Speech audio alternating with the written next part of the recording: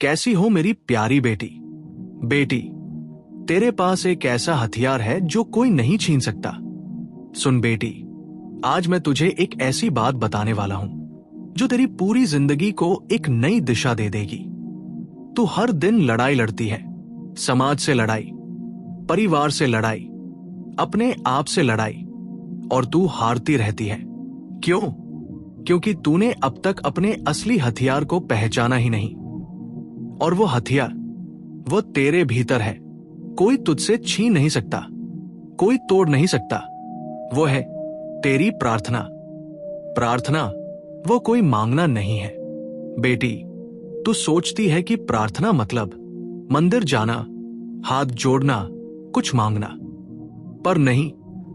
प्रार्थना असल में एक शक्ति है, एक ऐसी शक्ति जो तेरे भीतर से आती है, और जब वो शक्ति बाहर निकलती है तो पूरा ब्रह्मांड सुनता है। मैं तुझे एक कहानी सुनाता हूं। बहुत पुरानी एक गांव में एक विधवा रहती थी। नाम था सरोज। उसके 2 बच्चे थे। खाने को नहीं था, घर टूटा हुआ था, पैसे नहीं थे, लोग ताने देते थे, और सरोज हर रात एक दीपक जलाती और सिर्फ एक ही बात कहती, हे प्रभु, मेरे बच्चों को भूखे मत रखना। बस इतनी ही प्रार्थना है। वो कोई लंबी प्रार्थना नहीं थी, कोई पूजा पाठ नहीं था, बस एक सच्ची पुकार थी। और जानते हो क्या हुआ? 3 महीने बाद गांव में एक स्कूल खुला और सरोज को वहां नौकरी मिल गई, बर्तन साफ करने की। पर नौकरी तो नौकरी थी, और उस नौकरी से उसके बच्चे पढ़ गए। आज उनमें से एक इंजीनियर है और दूसरा डॉक्टर। बेटी, यह है प्रार्थना की शक्ति। जब तू सच्चे दिल से पुकारती है तो पूरा ब्रह्मांड तुझे सुनता है। यहां रुको, क्या तू सच्चे दिल से प्रार्थना करती है? कमेंट करो, बाबा, मैं सच्चे दिल से प्रार्थना करना सीखूंगी। तेरी प्रार्थना में क्या गलत है? बेटी, मैं जानता हूं तू प्रार्थना करती है, पर तेरी प्रार्थना में एक बड़ी गलती है। तू प्रार्थना में मांगती है, तू कहती है, भगवान मुझे ये दो, मुझे वह दो, मेरी ये इच्छा पूरी करो। पर सुन, ईश्वर कोई दुकानदार नहीं है।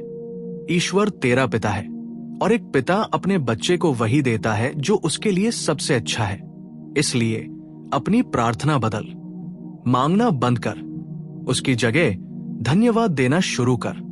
कहना, हे प्रभु, जो कुछ भी तूने मुझे दिया है उसके लिए धन्यवाद। मेरे पास जो है वो काफी है, और जो नहीं है तू जानता है कि मुझे कब देना है। और देख, जब तू धन्यवाद देने लगेगी तब तेरे पास और भी आने लगेगा, क्योंकि ब्रह्मांड उन्हें देता है जो कृतज्ञ है। एक महिला की प्रार्थना जिसने सब बदल दिया। एक शहर में एक महिला थी, माधुरी। उसके पति को कैंसर हो गया था।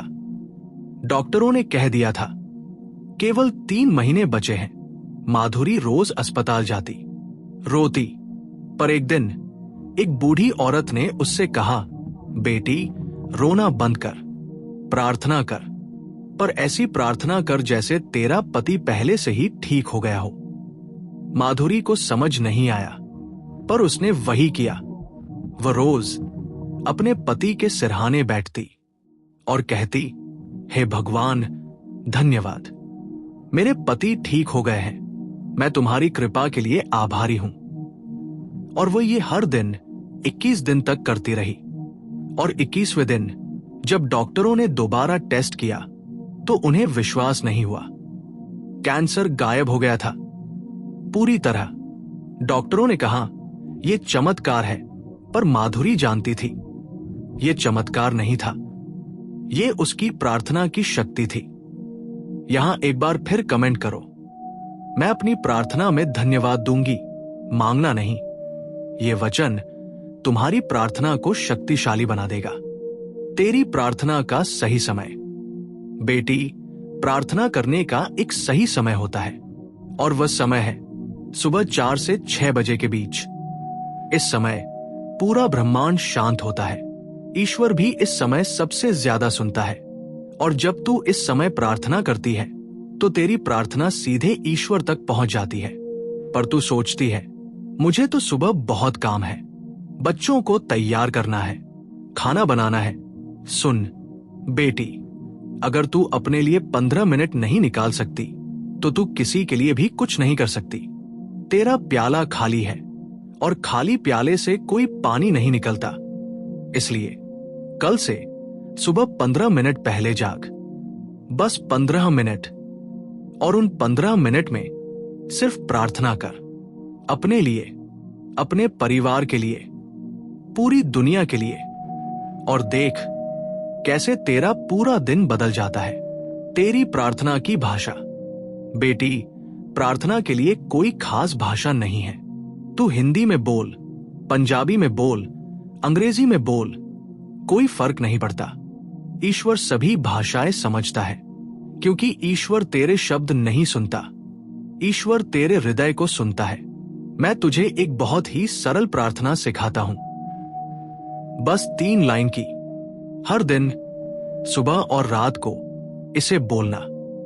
हे प्रभु, मैं तुम्हारी हूं, मेरी रक्षा करो, मुझे आशीर्वाद दो। बस इतना, 3 लाइन। पर इन 3 लाइनों में तेरी पूरी प्रार्थना है, तेरा समर्पण है, तेरा विश्वास है और तेरी आशा है। प्रार्थना के बाद क्या करना है? बेटी, बहुत सारे लोग प्रार्थना करते हैं पर उसके बाद वह भूल जाते हैं। वह फिर से अपनी चिंताओं में लग जाते हैं, अपने डर में लग जाते हैं। पर सुन, प्रार्थना के बाद तुझे छोड़ना सीखना होगा। तुझे ईश्वर पर भरोसा करना होगा।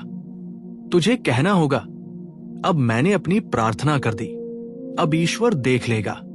और फिर अपने काम में लग जा, अपने परिवार की सेवा कर, अपने घर का काम कर, पर चिंता मत कर, क्योंकि चिंता प्रार्थना का दुश्मन है।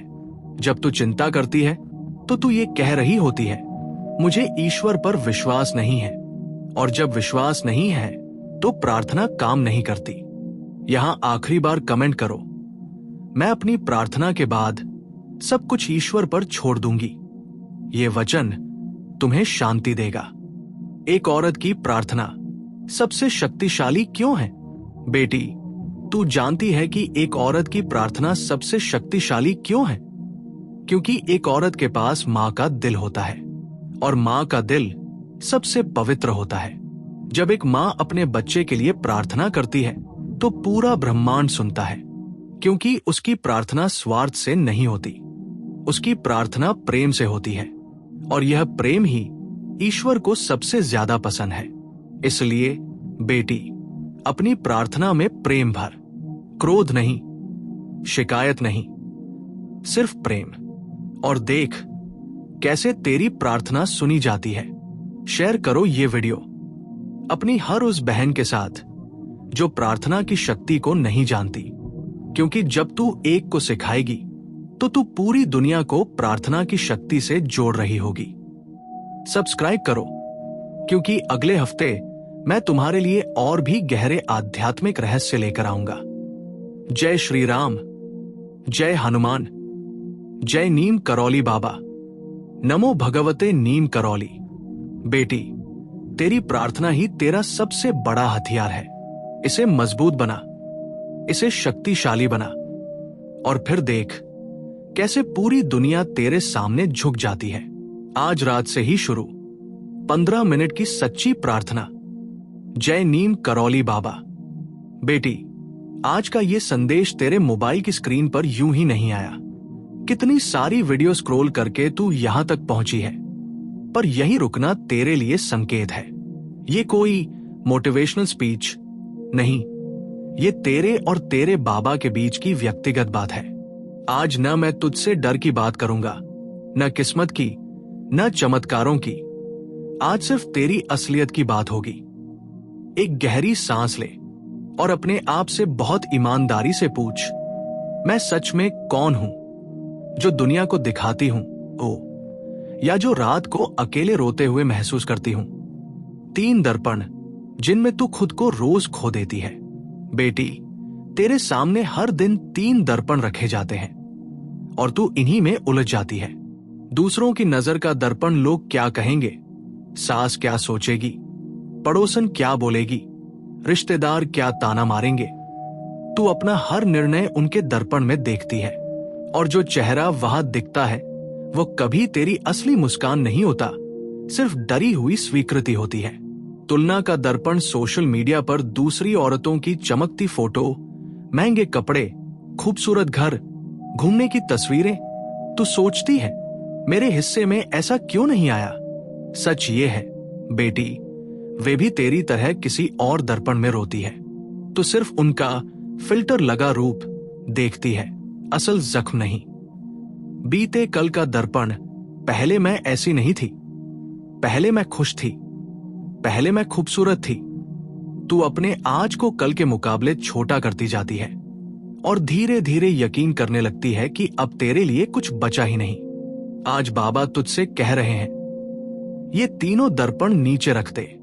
तुझे एक चौथा दर्पण देना है जो ना मोबाइल में है न दीवार पर, वो तेरे भीतर है।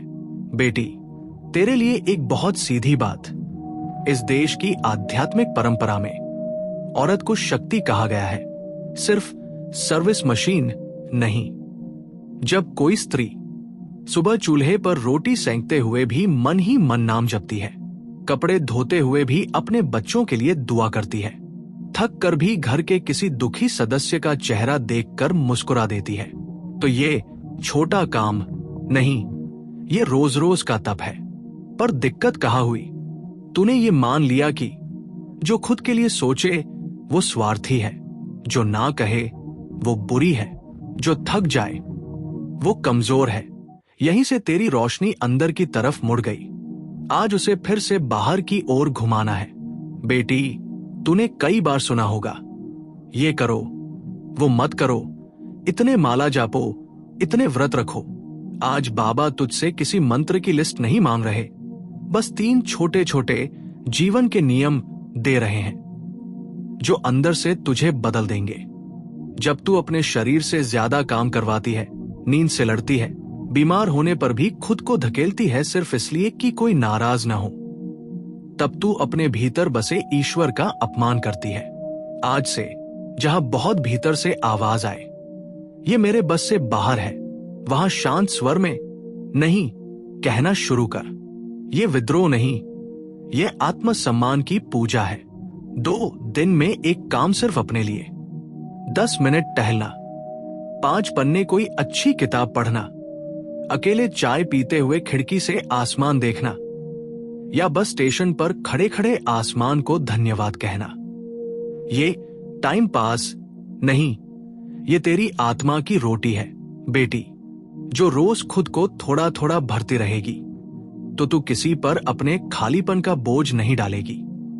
3 रात को सोने से पहले एक वाक्य, आज से बिस्तर पर लेटते ही आंख बंद करके बस इतना कहना, आज दिन भर जैसा भी हुआ मैं खुद को पूरी तरह स्वीकार करती हूं। ना खुद को गाली देना, ना क्यों ऐसी हूं मैं वाला दोष। धीरे धीरे तेरे भीतर का वो न्यायाधीश शांत हो जाएगा जो हर वक्त तुझे कटघरे में खड़ा रखता है। बाबा तेरे भीतर कहाँ बैठते हैं? तू सोचती है नीम करौली बाबा कहीं दूर है, कुशीनगर, वृंदावन, कैची धाम के मंदिरों में। बेटी, वो मंदिरों में कम, तेरे निर्णयों के बीज ज्यादा रहते हैं। जब तू थकी होने पर भी किसी रोते हुए बच्चे के माथे पर हाथ रखकर कहती है, रो मत, मैं हूं ना, वहां बाबा है। जब तू अपने दर्द के बावजूद किसी और औरत की बात धैर्य से सुन लेती है, वहां बाबा है। जब तू पहली बार अपने लिए खड़ी होती है बिना किसी को नीचा दिखाए, वहां बाबा है। बाबा का मतलब चमत्कारी इंटरव्यू कॉल नहीं, सबसे पहले चमत्कारी आत्मसम्मान है। फिर धीरे धीरे बाहर की चीजें भी लाइन में लगती है। तेरे लिए आज की एक गुप्त परीक्षा, आज कोई बड़ा टोटका नहीं, न कोई जटिल विधि। बस ये देख, आज के दिन में एक जगह ना कहना है जहां तू हमेशा डर कर हां कह देती थी।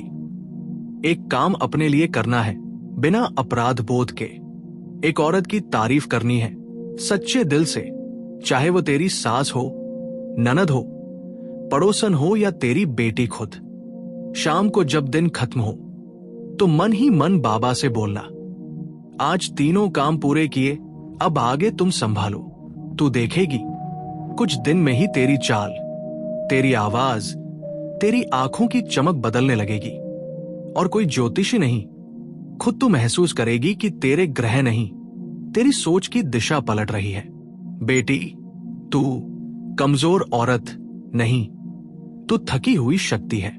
थकी हुई शक्ति को गाली नहीं देते, उसे थोड़ा आराम, थोड़ा सम्मान और थोड़ा प्रेम दिया जाता है।